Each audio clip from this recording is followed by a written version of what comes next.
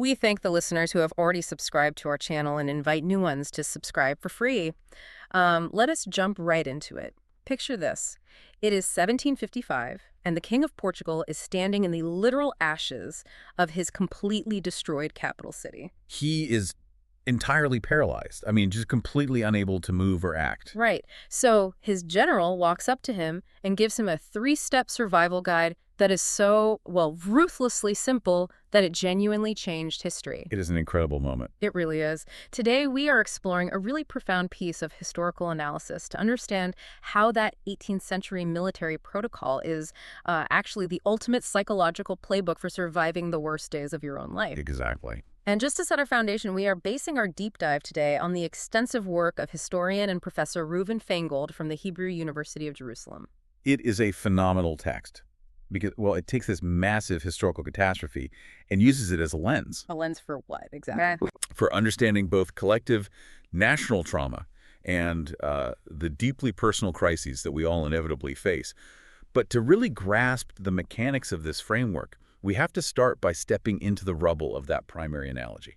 We have to look at what physical devastation actually does to the human mind. Precisely. So paint that picture for us. Set the scene in Lisbon in 1755, because I feel like the scale of this event is, it is hard to overstate. Oh, it is almost impossible to overstate. So it is November 1st, All Saints' Day. Which is a huge holiday. A massive religious holiday in Portugal. And the city is struck by an earthquake estimated at an 8.5 to 9.0 magnitude. Oh, that is catastrophic. It is. But the ground shaking is really only the beginning. Yeah. The quake triggers a massive tsunami that just engulfs the entire harbor and the downtown area. And because it is All Saints' Day. Exactly. Because it is a holiday, there were thousands of candles lit in all the churches. So when these buildings collapse, those candles ignited fires that literally burned for days. Suffocating whatever the water did not wash away. Yes. It is an event of just unimaginable horror. And the anthropologist Louis Marins, whose commentary is noted in our source text, he highlights a really critical exchange in the immediate aftermath of this. Right, between the king and his general. Yes. The King of Portugal, Dom José, is standing amidst the absolute ruins of his entire kingdom. And he is completely paralyzed by the sheer magnitude of the tragedy. Which, I mean, that is a completely natural biological response. Oh, absolutely. The cognitive overload of seeing your entire reality destroyed in an hour, it would shut anyone's brain down completely. He simply cannot process it. Yeah. So he turns to his general, Pedro de Almeida, who was the Marquis of Alorna, and he asks this desperate question. He asks, what should be done after such a tragedy? And the Marquis delivers an answer that is, well, shocking in its brevity. Very brief. He tells the king, bury the dead, care for the living, and close the ports. Bury the dead, care for the living, close the ports. 3 directives.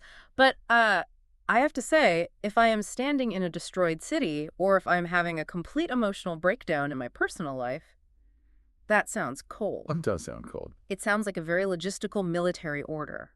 So how does an 18th century disaster protocol apply to profound emotional trauma? It feels almost devoid of empathy. Well, that tension is the exact crux of the source text. What appears to be a dry, tactical response is actually a very profound invitation. An invitation to what? An invitation to reflect on how we handle our own earthquakes when we lose our capacity to reason clearly. See, the Marquis was not ignoring the emotion. He was bypassing. He was bypassing the paralysis. When a catastrophe is so immense that our mental compass just spins out of control, we need an anchor. The Marquis provided a chronological map for survival. Okay, so moving from the physical geography of 18th century Lisbon to, I guess, the geography of the human soul, we have to recognize that these geological faults exist right beneath our own lives. They absolutely do. We walk around every single day assuming the ground beneath us is completely solid. And anyone who is alive knows that those faults are there.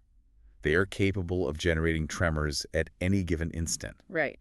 The text brilliantly translates this grand historical metaphor into the micro level of our daily existence. And the source actually details very specific personal earthquakes that you, the listener, might experience. Because an earthquake is not always a falling building. No, not at all. The text points out that an earthquake can be an unrequited love that just completely shatters your self-worth and your foundational identity. Or it can be a deep professional misunderstanding that derails a career you spent decades building. Yes, the author lists quite a few of these profound personal disruptions. Making an incorrigible mistake with your best client, for example. Or a moment of mistreatment toward a patient. Exactly. Something that permanently compromises your professional integrity. It could also be an unexpected illness that completely changes the trajectory of your life, Or a sudden marital separation. or the devastating sudden death of a loved one. And what connects all of those examples, from a ruined career to a sudden death, is the psychological mechanism. The panic. Right. Your brain literally responds to those severe emotional threats with the exact same panic as a physical falling building. The fight-or-flight system kicks in. The foundational assumptions you had about your world collapse. And suddenly, you are King Dom Jose, standing in the ashes, unable to make a decision. And when that chaos is absolute, the Marquis' 3 steps, bury the dead, care for the living, close the ports, they transform into a timeless psychological anchor. It forces the mind to tackle the devastation sequentially. Step by step. Okay, let us test this framework. We see how this maps to the individual experiencing a personal crisis. But what happens when an entire people experiences an earthquake? Well, to answer that, the text pivots to arguably the most significant historical case study of people traversing monumental storms and rising from the ashes. The Jewish people. Yes. And the source provides a very specific timeline for this reflection. It was published around the year 2005. Which marked exactly 60 years since the end of the Holocaust. That is right. That historical context is the backdrop for analyzing how a collective entity processes a seismic event of just unfathomable proportions. So let us look at the Marquis' first directive in that context. Bury the dead. Now, I have to push back on this phrasing a bit. Go ahead. If I tell someone who is going through a massive, unimaginable trauma to just bury the dead, they're going to think I am telling them to repress their feelings. Sure, I see that. Is the text suggesting that burying the past means sweeping historical trauma under the rug to avoid dealing with the pain? Because psychologically, that sounds dangerous. It would be incredibly dangerous if that were the case. But the text explicitly clarifies that for the people of Israel, burying the past absolutely does not mean forgetting it. What does it mean then? It means something entirely different. It means not being at the mercy of it. Not being at the mercy of the past. Yes. It is the critical difference between remembering a tragedy and being paralyzed by it. If you leave the dead unburied, metaphorically speaking, you are living among the wreckage forever. You never leave the disaster zone. Exactly. The past must serve as a witness. It justifies the present existence and provides the foundation to reach a more promising future. Time does not stop. So memory requires a cyclical process of regeneration rather than stagnant mourning. Putting the past in the ground is an acknowledgement of reality. Okay, well, that makes a lot of sense. Yeah. It is about categorizing the trauma. It happened, it is real, but it is not the present moment. And to illustrate this, the source material points to a specific cultural and religious example, the Shehecheyanu prayer. Ah. This is a prayer recited during almost all Jewish holidays and days of remembrance. The prayer is Shehecheyanu, Vekimanu, Vekiganu, Laz Zman Haze. And translated, that means? Translated, it means, Blessed are you, Lord of the universe, who has kept us alive, sustained us, and brought us to this season. That is a beautiful sentiment. But how does that connect to the idea of burying the past? The text highlights the grammar itself as the proof of this concept. The grammar. Yes. Those 3 Hebrew verbs, kept us alive, sustained us, brought us, they are all in the plural, and crucially, they are in the past tense. Wait, placing the action of survival in the past tense? That is brilliant. It really is. By grammatically placing the survival in the past, it firmly establishes that the worst is already behind them.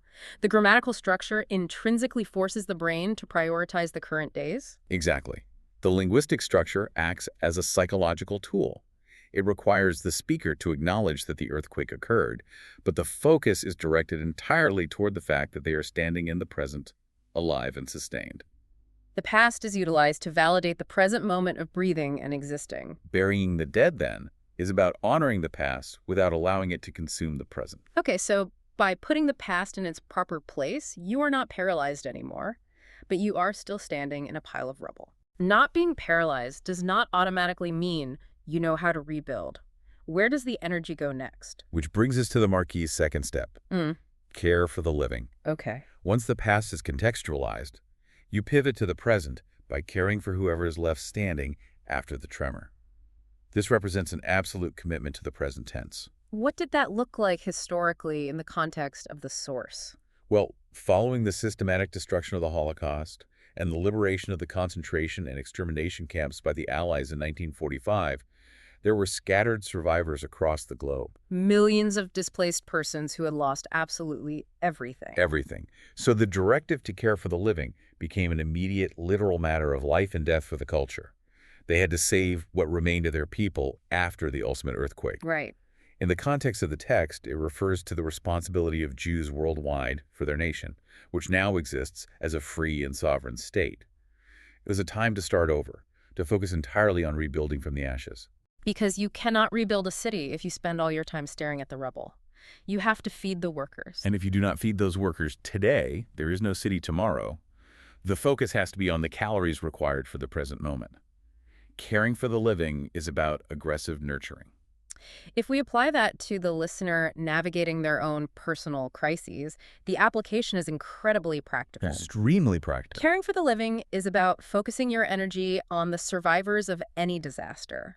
Whether that survivor is literally a group of people, your family after a devastating loss. Or simply the parts of your own identity that made it through a severe professional or emotional trauma. Exactly. You have to sustain the living because they are the only bridge to the future. Only by nurturing what survived can you guarantee the dignity of future generations or the dignity of your own future through a fresh start. So we have addressed the past by burying the dead. We are feeding the workers in the present by caring for the living. The final step of the Marquis Protocol is looking at the future. Close the ports. Close the ports. Now, ports are, by definition, entryways. They are how the outside world gets in. So closing them means not leaving loopholes or doors open for new problems to emerge. It is an exercise in extreme vigilance. But I can easily see how this might be misunderstood today as paranoia. Does closing the ports mean strict isolationism? Not at all. Are we talking about shutting out the world entirely, refusing to engage with anyone because of the fear of another earthquake? Because if I go through a terrible breakup and my response is to never speak to another human being again, Right, that does not sound like recovery. it sounds like building a fortress out of fear. And that is a critical distinction to make, and the text addresses this. Closing the ports is not about fear-driven isolationism. It is about intense focus and necessary boundary setting. Boundaries are key. Very much so. When you are in a vulnerable state of reconstruction, you simply cannot afford to leave breaches open that could cause new tremors. It means concentrating deeply on rebuilding through productive work while remaining on maximum alert. Because, fundamentally, the other earthquakes are always brewing beneath the surface. Yes. You are not hiding from the world. You are simply securing the perimeter so that you can work productively without being constantly knocked off balance by new threats. You must remain highly aware of the environment. And the author provides a clear view of what those brewing earthquakes looked like from the perspective of when this text was published in 2006. Right. If you look at what the author was observing in 2006, the text points to some very specific global realities to demonstrate why this vigilance is constantly necessary. The text explicitly mentions the ongoing conflicts in the Middle East at that time, specifically noting the U.S.-Iraq dynamic and the Israel-Palestine conflict. It also highlights the resurgence of anti-Semitism in Europe and a general climate of intolerance toward minorities globally. Exactly. And looking at the text objectively, we should note the author is not taking a political stance on these events. The text simply points to them as proof that the geopolitical ground is always shaking. The earthquakes never really stop. Right. Within the framework of the source material, these are cited as the modern tremors. They are the bubbling tensions that require a nation to keep its ports closed, in the metaphorical sense of maintaining strict vigilance and focusing on internal resilience. Because history teaches us that we will always be subjected to seismic tremors. It is not a novelty. It is a fundamental condition of existence. By noting those specific tensions, the text shows that the world is never truly static. The geological faults are always shifting. Always. Whether it is 1755 in Lisbon, the aftermath of the 1940s in Europe, or the geopolitical landscape of 2006, the threat of instability is a constant. Therefore, the strategy of closing the ports, of securing your vulnerabilities while you rebuild, is a perpetual necessity. It is a continuous cycle. The brilliance of the Marquis of Alorna's advice is that it offers a structured, sequential response to chaos. It restores the capacity to reason when reason seems impossible. Okay, let us bring this all together. What we've uncovered in this deep dive is that an 18th century military response to a physical disaster actually serves as a masterclass in navigating trauma. Yes, it really does. Bury the dead, care for the living, close the ports. It remains highly valuable and completely current. It applies perfectly to a nation navigating the heavy weight of historical tragedy, ensuring they use the past to justify a promising future rather than being trapped by it. And crucially, it applies equally to the individual listener. Absolutely. If you are navigating a bad breakup, a devastating career crisis, an unexpected illness, or a sudden loss, the protocol remains the exact same. You have to acknowledge and properly bury what is gone so you are no longer at its mercy. You have to aggressively care for the parts of you and the people around you that are still standing in the present. And you have to secure your boundaries, close your ports, to prevent further unnecessary damage while you rebuild your foundation. So for those who wish to explore these concepts more deeply, our expert has the bibliographical details. Yes. The foundational source for our discussion today is highly recommended reading. The article is titled Terremotos na Historia Judaica, and it was originally published in the Tribuna Judaica between March 23 and April 06, 2006. Specifically on page 14, I believe. Specifically on page 14, it offers a profound synthesis of history, theology, and practical resilience. It really is an incredible framework for survival when the ground falls out from under you. It truly is. Yeah. And as we conclude our analysis of these three directives, I want to leave you with a final thought to mull over regarding that last step. Go for it. If closing the ports is fundamentally about protecting our vulnerable phase of rebuilding and securing our boundaries, what ports in your own personal life are you leaving wide open to future disaster right now?